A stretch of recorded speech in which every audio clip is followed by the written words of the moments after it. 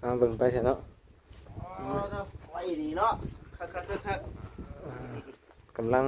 ก็พี่น้องไอ้เพื่อนน้องเถอะท้อง กำลังก่อ เดินมาเช้านี่น้องถือว่าไว้เติบอยู่น้องมันก่อ2 คนน่ะ 2 คนเนาะรอบเช้าถือว่าไว้อยู่ได้ดูพี่น้องไปทำกินกันโอ้ยขึ้นเหนียวแค่นี้เนาะ ปูนเหนียวแล้วก็ต้องใช้ปูนเหนียวนะ ลองเบิ่ง ใช่ ก้อนที่2บาทเดียวปูนเนาะจังเด้ คือ พี่แค่น้องอันน่ะเสียดายก็บ่ได้เฮ็ดคือ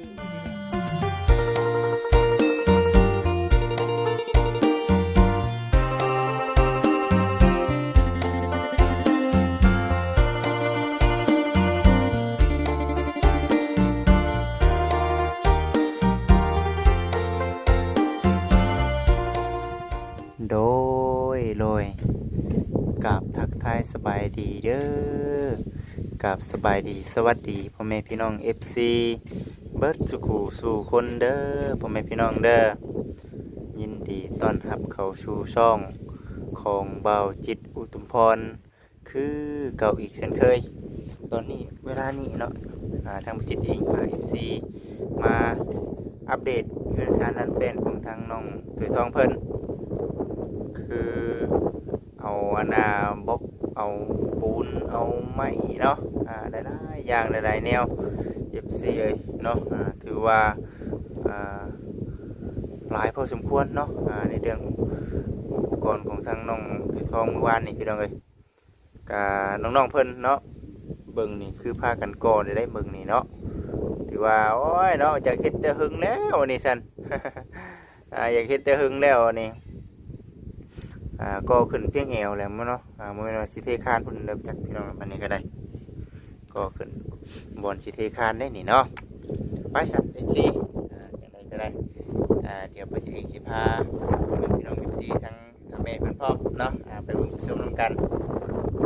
โตดีใจเนาะดีใจนำน้องๆเพิ่นที่มีทั้งผู้หลักผู้ใหญ่เพิ่นช่วยในเรื่องเงินเรื่องทรัพย์เนาะไปสั่น FC พาไปเบิ่งไปชมนำกันเด้อเนาะ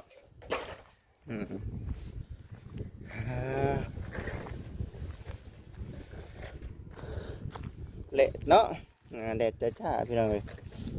เบิ่งมื้อเช้านี่คือว่าสิอยากครึมๆเนาะเนี่ยครึมๆฟ้าครึมๆฝนแต่ว่าบ่ได้ตกเนาะมื้อนี้มื้อวานนี่คิดว่าสิบ่ได้เอามาครบเนาะตัวเพิ่นเอามาผิดได้เพิ่นเอาเมื่อได้เพิ่นเอามาภายในมื้อเดียวเลยถือว่าสำเร็จเลยเด้อเฮาน้องเอ้ยสบายดีไวเกินเนาะบัดนี้ไวดีเด้อบนสิเทคานนี่เนาะน้องแม่นบ่เด้อคักก็ดีนี่เนาะมึงนี่มื้อนี้ได้นี่เนาะน้องเด้ออันนั้นเด้อฮะเอาเลยไวแท้นี่เนาะโดยสบายดีตัวส่งให้น้องบ่เอาแล้วส่งให้น้องคือไวแท้แหละเนาะปอดูเด็กสิ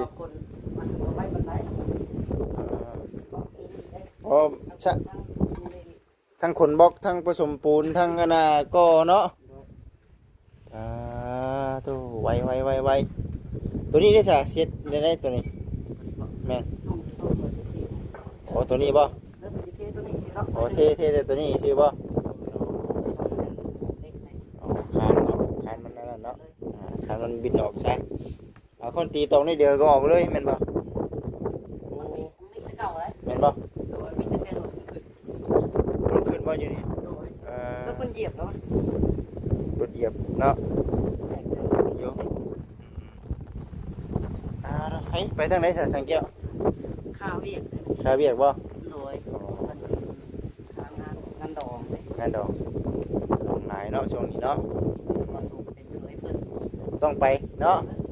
มาสูงก็ต้องไปน้ำแล้เนาะซอยสิ้นซอยไข่ย่อข้าวย่อน้ำพุ่นแล้ว FC เอ้ยเนาะไปงานดองนี่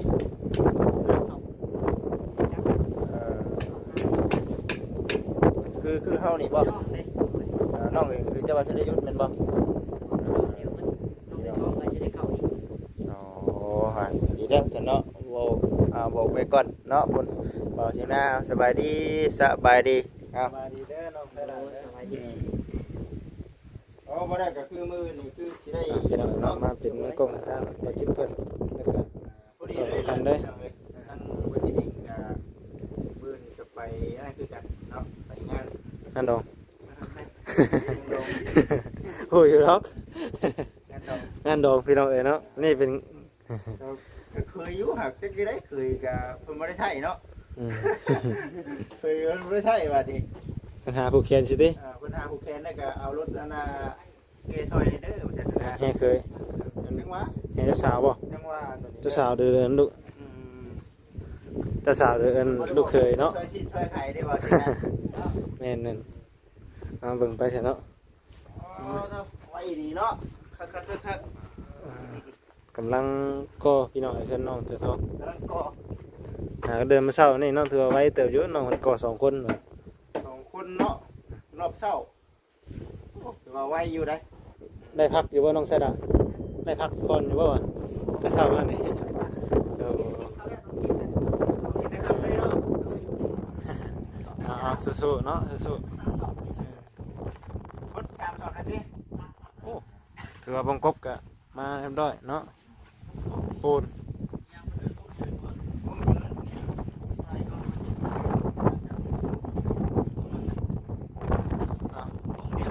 ทางบ่อคำนำสบายดีเด้อบ่อคำเด้อ กับบรรดาสถานที่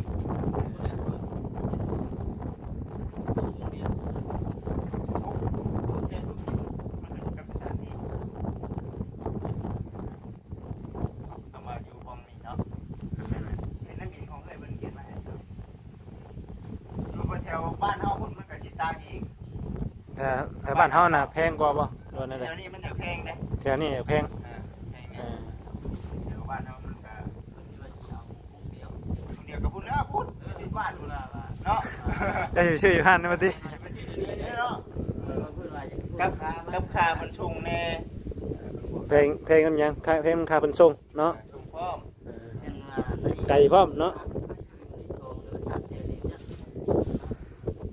มันก็สิมาได้แต่ว่าก็ไม่ได้ซะเนาะมันเลือกบ่ได้เด้ซะคือผ่านเบิดนี่เด้เบิด3-4หลังเอาน้ำเพิ่นเบิดบัดนี้เนาะคือว่าหันทางเพิ่นเองก็ขายทางสวัสดิ์นิยมคือกันเนาะถึงมาก็คือว่าในนั้นอันนี้พี่น้องเอ้ย ถามไปเลยว่าจิตเด้อมามื้อใดนี่ อันนี้นะ แม่น วา ผ น ม นี้ได้นี่ข่อยเบิดมือเบิดเว้นมือวานนี่ เออ เบิดมือเบิดเว้นเลยแพงนะโอเคอยู่ไม่จิกครับไม่จิกชื่อดำอันเนาะชื่อดำอันก็ไปชื่ออยู่ชื่ออยู่บ้านทางพูนบอนมันใกล้เนาะ แม่น มันต้องชื่อบอนมันใกล้ ปูนกะเมื่อวานนี่บ่ปูน เมื่อวานนี่เลย โอ้ปูนก็มาเนาะ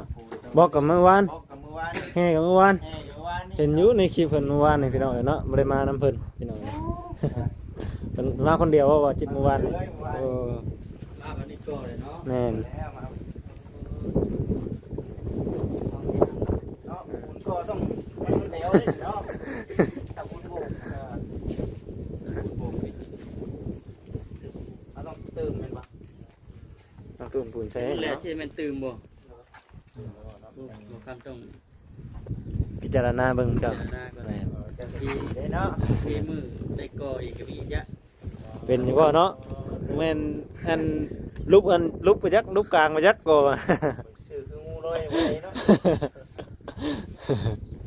เอาเดี๋ยวครับเนาะ นี่คันอยากให้มันงามเฮ็ดเอาเนาะนั่นได้สิงาม เดี๋ยวจะมาก่อครั้งนี้ได้เนาะก่อครั้งนี้เนาะ ไม่ใช่ก่อก่ออยู่ในดิ เอาไว้ก่อนกลางๆนี่วะ เดี๋ยวมันก็มักได้เนาะผมมาคุมชอบของเขา บางคน แต่เพื่อนบางคือบางเพื่อนเขาเจ้าจะโชว์เสาเนาะ ก่อนเดียวเนาะเห็นไหม แ แม่น อันตีนมันนี่บางคนก็สองอันได้เนาะบ่ ดีนะ เออ คือกัน เพื่อนบ่ ซาเห็นพ่อเฮ็ดห้องน้ำตะกี้พี่น้องเนาะใส่ซองอันได้ คือกันคือกันคือกัน พอซองจะทั้งลุ่มเลย เออ เดี๋ยวทางร่มขึ้นมาพี่อันนึง เออ เนาะพอแห้งแล้วเนาะบล็อก 1,000ก่อน ใส่ซองอันติ จะได้ใส่ไฟ เนาะ เหยียบใส่ให้บ่ ไปโอ้ไว้ดีเนาะนี่โอ้ วานนี่บ่นี่นะ มื้อนี้แหละ มื้อนี้มื้อเช้านี่น้องพุ่นน่ะสองคนได้บ่ครับเอ้ย เก่งเนาะเก่งเด้อเก็บแล้วบ่น้องถือทองบัดนี้ ว่าเอาใส่ไฟเพิ่น อ๋อสิไป เอาไป เพิ่น นั่นแหละ อ๋อเอาไปงานพุ่นเฮ็ดมือบ่มีแนวเฮ็ดพี่น้องเอ้ยมีแต่สิได้หยุดได้เพิ่นเนาะ อืม น้องดาวก็ไปคือกันบ่ บ่ อืม แต่ครับไปเฮ็ดเวียกกันอยู่ศาลาบ่ เป็นอันลูกนาบ่าวเลยเอาเมีย โอ้เป็นงานดอง งานดอง เออ ลูกนาบ่าวเลย อืม อืมไปเป็นคือก็ต้องได้แล้วเนาะได้บ่น้องมามายอมได้ไหมอ่านบ่ได้ นักกลัวหันสอบเข้าได้ปูนนี่ นักก็ดีรู้ว่าหาสิเพื่อนนี่ดิ สำคัญบ่ แต่ว่านี่มันนักแม่นอันนี้ เออ จม จบเนาะ เออสำคัญบ่ ต้องหาสิบรูกัน หาสิรู้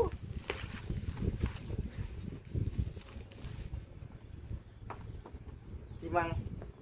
กระทิงเขียวเนาะ คือว่าบริษัทเขามาเขาออกแบบมาให้ห่อเนี่ยโอ้ถือว่าเก่งเนาะเขาเนาะออกแบบมาแบบก็อันนั้นเลยนะ เป็นอะไรแบบว่ามาในโกเซนไหนบ่ เออ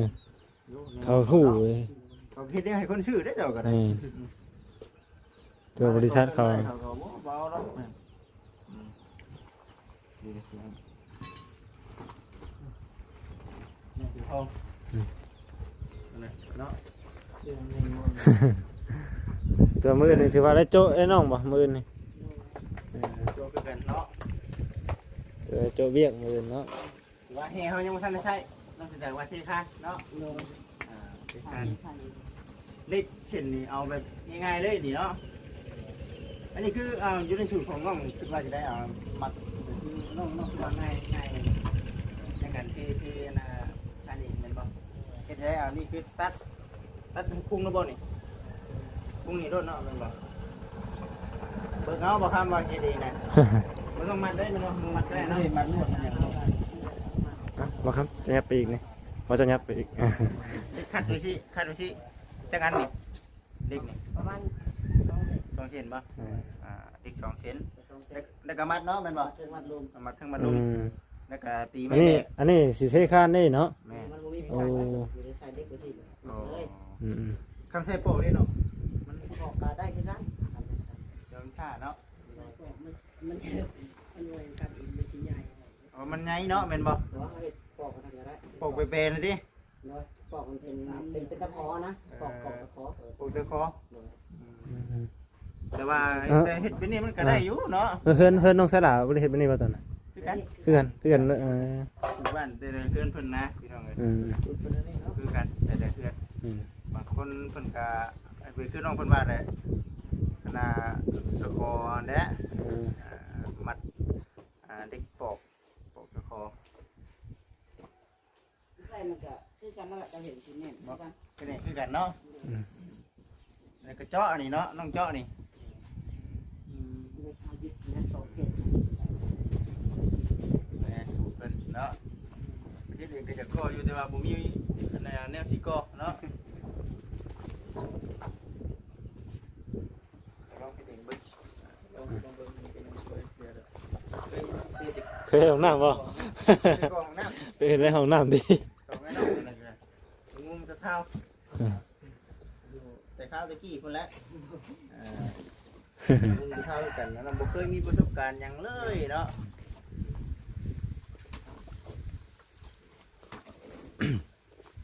มันหยุดงานพี่น้องเนาะคือการทำงานหลังจากว่าวิดมือได้ใช่เนาะมันก็มีนะเพื่อเมาข้างแน่เนาะช่างแก้วก็ได้ว่าเยอะ งานต่อเลยไอ้ ต่อเลยแมันบ่ การดองนี่อีกดองนี่พี่น้องอีก พี่น้องอีกนะครับ อันผู้ที่ว่านี่บ่รูปมันบ่รูปปีที่แล้วบ่ที่ โดยนั่นแหละ จะว่าไปนอนนี่ลักติแต่พี่น้องครับพี่น้องเอ้ยเนาะ คือแล้วเนาะ เออ ใส่เวียกกับเจ้าเลย น้ำเก่ามีอีก ไปอีก อันแจกมัน ไปบ่บัด คือเก่าทางพออีก พี่น้องอีก พี่น้องอันเป็นอันนั้นเด้เมียอันมันผัวของอันมาจากออนเด้ โอ้ ทอนที่เสียไป โอ้ เห็นงัดแจก แจกนั้น เป็นเจ๊บ่บัดเฮ็ดงานบ่บัดนี่มีเงินได้เนาะ ครับ มีเงินได้แม่นบ่ รวยนี่นะมันได้แล้วเนาะเงินคือได้ ได้แล้วบ่ ได้แล้ว ได้เท่าไหร่ก็ แค่นุ่งหลายจะพูด หมดเงินแล้วเนาะ ก็ข่าวว่าถ้าบ่ขออนุญาตนำข่าวว่าประชาชนทอน100ล้านบ่อาคิดบ่ก็ข่าวตัว100ล้านนี่ 150บ่ 100ล้าน มีบ่กันตอนนั้นคือเนาะ เอาประกันภัยเนาะ ไป ก็ เนาะไปนี่ครับอันนี้คือเรียนมือบ่เนาะงานนี่เรียนมือบ่หรือว่ามันบ่ได้เรียนบ่ คือเลี้ยนนั่นแหละ เรียนบ่ คืออันที่ว่าบางงานแจกคือพร้อมกับคือน้องจ้อยเลยพอดีก็ตั้งคือน้ มั อนง เจ จ้อย กันได้ เฮ้ยน้องจ้อยสิขึ้นนะบ่ มาทำการใช่เนาะ วันที่เท่าไหร่นี่วันที่เท่าไหร่นี่แฮมคำหนึง มาทำการใช่ วันสงกรานต์ สงกรารทั้งเดือนหน้าโอ้ งาม เอา เนาะ นั่นแล้วจะว่ามาทำการใช่บ่อยู่ เพื่อนบ่งามสินอนเผาใช่ เออ เดี๋ยวเนี่ยอดใจ แล้วเนาะ คือเราว่าอ้าวถ้าขึ้นบัตรเดียวพร้อมเดียวกันนะ มันชื่อคลองมาเต็มมาเลย ซื้อมาเลย น้องดามาบ่เห็นบ่ น้องดาวก็เห็นอยู่โดยสบายดีเด้อ ขึ้นไปยังไงเลยนอนแล้วอันละใช้ดูหมู ลูกหมู ให้ลูกหมู คือบ่แม่นไปแล้ว ยืมโดนเลยยืมซากเราทำผิด ยืมซ่านี่หมายความว่าเพิ่งเติมได้เนาะเพิ่นสิส่งแล้วแม่นบ่ ที่ชงไว้ที่ชงซากช่วงอ่ะบางยืนมาแล้วตัวนี้เอาใช่ยุ่ใครชงไว้แล้วไปตัวนี้ก็ได้แล้วก็มาชงนี้ น้องดาวบ่ ได้อนุมูน้องดาวได้สักโมเห็น ให้ลูกหมูอันนี้บ่ ประตูเพื่อนเลยค่ะ จริงๆนี่ เอาเดี๋ยวสิเอาเบิ่งไป แม่น ฟังไปเนาะอันนี้ก็ได้ก็ไปสลิปหน่อยได้บ่น้องสวยท้องผมรู้ก็จะได้บัดนี้ อ่าก็ไปทีละหน่อยทีละหน่อยเนาะ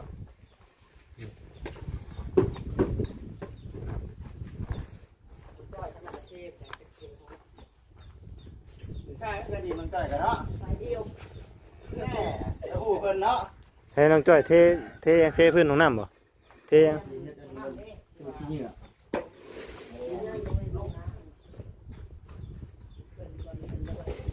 ยังจุ่มมาบ่มีได้เฮ็ดอยู่เนาะงานเข้าแล้วบัดนี้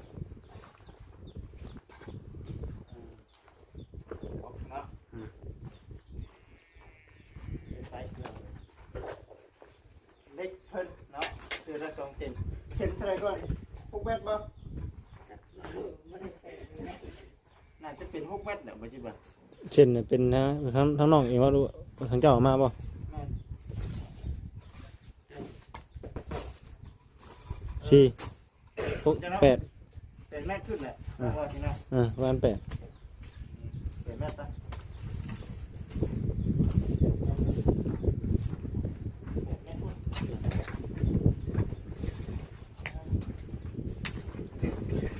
ดีเลย ตัวลมเย็นเนาะ ดีเย็นทักเนาะ แม่น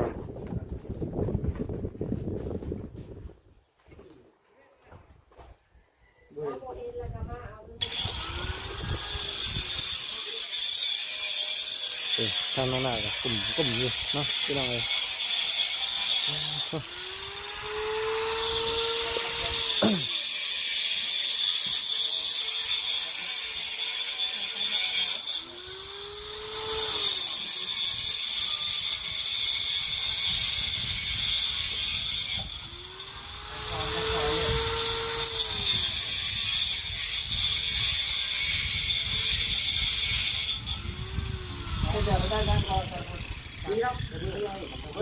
เบื้องตัวอะไรจะเท่าใส่แล้วเก็บเศษเบื่อเก็บเศษมาให้ถ่ายกี่ปีมาเบี้ยมั้ง ยวสิไปตามดังเนาะ แม่น ไปตามดังก่อนเด้อได้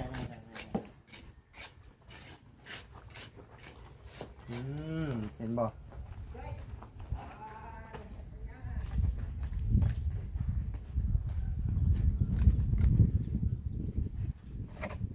โกโซนี่บัดนี้เนาะ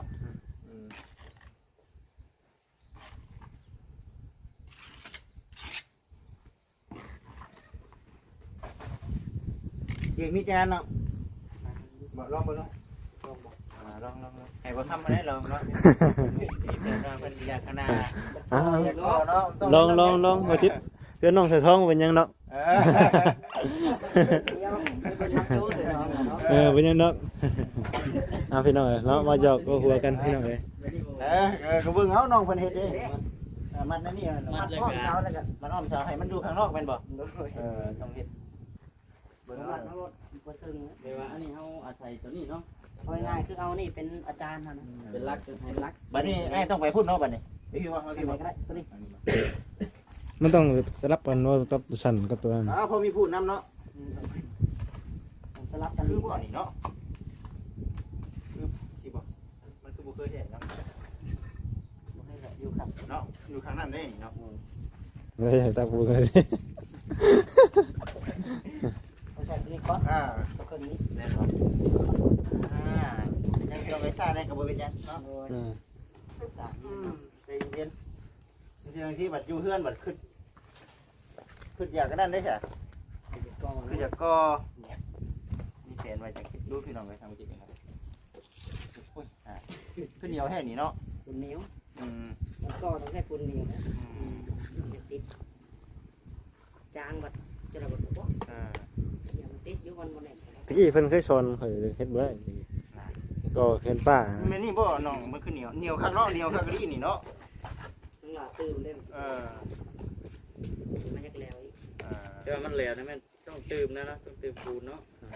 ให้มันเหนียวให้มัน ปูนก้อนนี่เฮาเอาแบบจักอันซาจักสอบเนาะต่ออันปูนซาจักรถนะ เนาะน้องเนาะ ซาจักรถต่อปูนสอบหนึงนะ เขียนอยู่ได้บ่เสียงน่ะ บอกสอง เขาเขียนบอกอยู่บ่ น้ำกระสอบมาได้ ง่ายเลย ผู้เห็นเนาะมาตัดไปยังบอก เขาเบิ่งแน่เดี๋ยวให้ไปเบิ่งเด้อมันมีอยู่บ่แสดงว่าเป็นทาง ในการเท่านี้ยังนุ่มเท้าไว้ดีกว่า เจ้าไหนที่คานบ่มาเช้านี่เอาละคือดีแท้ แม่นนั่นด้วยคานฮักกันเนาะใส่พิสูจน์ ใส่พิสูจน์ปูนตกกันนะโอ้ยยังบ่ แนวมันได้บ่จริงนะ เป็นธรรมดา ธรรมชาติได้เจ้า ต้องให้มันเหี่ยวเนาะมันเหี่ยวบ่ได้เนาะ ก็ได้เนาะเดี๋ยวทุกเดียวเลย เล็กเนาะ เดี๋ยวก่อนได้บ่เนาะ เป็นเกี่ยวอีกได้ อ๋อ เกี่ยว เฮามาให้คุ้งได้เนาะได้บ่ท่าน กุ้งไปไหนก็ได้เอาไปดีไปกินอันหนึ่งไปดีอันหนึ่งก็พอละ เฮาบ่อยู่กับมันเด้บ่คำเอ้ยมา คืออยู่ คือก้อนนี้แหละก้อนต่อไปจะทำได้พี่น้อง จ้าคืองูลอยจักติ ลอยดินี่บ่ได้ก็สิได้นี่ เอาแต่เก่าเอามือฮุบไปน้ำหยุดคุกโคกด้วย พอนี่มีปุ๊บก้อนหนึ่งเก่า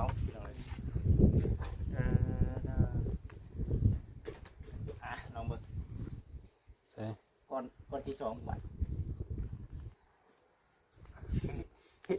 เฮ็ดคือยันเจ็บนี่เนาะเบิ่งเด้อเด้อ จะปูนบ่ติดเด้อติ โอเคเนาะ นี่ส่วนนี้ ทีนี้ต้องทุนลองจังหน่อยมันบ่ ตก ตีมันออกขอตีมันเข้า ดูเด้อ เลยสุกหัวมันออก บ่ติดเนาะ แค่แล้ว อ๋ออันนี้เนาะคำเป็นนี้เนาะเก็บรายละเอียดไว้นำบ่ใช่นะเอ้ยน้องบ่ครับน้องบ่เอาแม่ น้องเบิ้ง ก็ข่อยบ่เป็นหยังเด้อขี้ได้ข่อยก็อยู่เฮือนข่อยเองเจ้าวัดขี้ได้ก็พอ เราเบิ่งอยู่บัดนี้เนาะ เฮงกดดันดิ ให้กดดันแล้ว บ่เฒ่าเบิ่งเลย ย่านบ่เฒ่าอีกทีเนาะ ลงก่อนลงก่อน ย่านผิดใจย่านแล้วเนาะย่าน เห็นไหม อืม ตะปูข้างใต้นี่ เหยียดตะปูก่อนนะ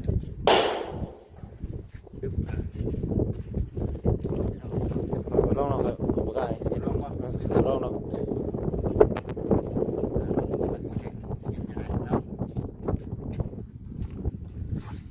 อดจักขึ้นเฮา เดี๋ยวเนาะมันต้องถือทองคนเดียวเนาะ เงาไว้ดิ ใส่ก้อนแล้วพอได้เบิ่งพี่น้องเลย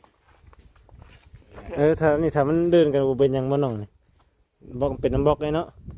ใช่ป่ะให้มันบล็อก ดูอีกเนาะ ใช่ป่ะให้สนมันบล็อก ยังมาทันได้นะแข่งดิ ใช่ป่ะให้สนเสมอกันเป็นน้ำบล็อกเว้ย เป็นน้ำโบจีเทศนี่แหละ ต้องได้ปรับใหม่ด้วยเนาะต้องได้แก้ไขใหม่ ตามเพียง นี่ว่า ดูว่าไล่นะ นี่ถามดิครับ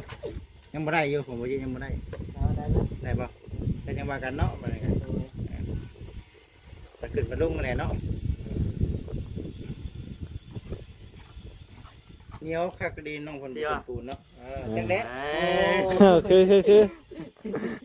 ไม่ใช่น้องอะไรเสียดายกับบริเหตุคือว่าคิดว่าเป็นเซียนเลยดิ ไปชวนขยาวก็ขยาวลำตี เอาโต เอาเลยครับพี่ สีระบาดนี่จะได้ก็ตามแต่ให้มันได้ก้อนนี่ก่อนได้เด้อหนึ่งปะ เทียมไรบ่ยาวเนาะ เจิดเนาะ คือสูงให้ก็มาที่ทอมาที่สูงขึ้นนี่สนมันนะ มันบ่ลงว่ามีหินแห่ป่ะบ่มีหรอกเนาะ บ่มีนะว่า มีมันตั้งมันอยู่เนาะ เจิดได้บ่ครับเอ้ย เดี๋ยวครับเป็นกัน อยู่กับก้อนเนี่ย เนาะ เจอเลยเนาะ ลองก้อนเดียวนี่ได้บ่ครับฮะ มันจืดเลย เจิดขึ้นพี่ได้นี่ซุ่มบ่เลิศได้นี่ทุบลงแห้งด้วย เอาหมูลง บ่ลงเนาะ จืดเลยลงหลัง อยู่กับข้าวโพดปุ๋ย ต้องสังเกตดีๆเนาะ กูฮะ ละเอาเกี่ยวคนดูหัวมันออกตีนมันได้ละ ปีนั้นสุขัวไม่ได้ชื่อป่ะครับ สุกว่าออกกันมาครับเลยเฮ้ย ดึงมันจะเสียด เนาะ เนาะบ่ได้เนาะบ่ได้ง่ายเนาะเพื่อนข่อยเนาะ ไม่เขาก็เลยง่ายเรายิ้มเดียวเราเนาะ พูดเนาะ เอาบ่ได้เนาะ ต้องลาแปลง แปลงด้วยลงกระดาษ เขียนดีเงาไกล ใกล้แล้วใกล้เคียง เกี่ยงว่าอัพได้ แปลงด้วยน้องนาเลยปูนแข็งแปลงไม่ได้ไหมเนาะ จนกลัวนั่นแหละเอาเฮ็ดไปเรื่อยๆเนาะปุ่นพี่น้องเลยเนาะนี่แนวเนาะเพิ่นเซียนจะว่าเฮือนจักดังแล้วเฮ็ดนี่เนาะจอดได้นี่เนาะจอดแล้วนี่จอดแล้ว ไว้เลยเนาะ ไว้เก่งเนาะเอา FC ทุกท่าน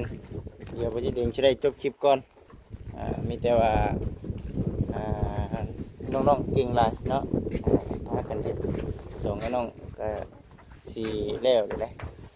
ในส่วนตัวนี้เนาะ FC มีแต่ว่าเฮาเครื่องของเฮามันครบเบิดได้เฮ็ดแต่ถ้ามันเบิดนั่นแหละโอเคเฮ็ดตามงบที่ทางผู้หลักผู้ใหญ่เพิ่นให้มาเอาเบิ่งไปนำกันเด้อพ่อแม่พี่น้องเด้อเอาสำหรับคืนนี้ขอกล่าวคำว่าสบายดี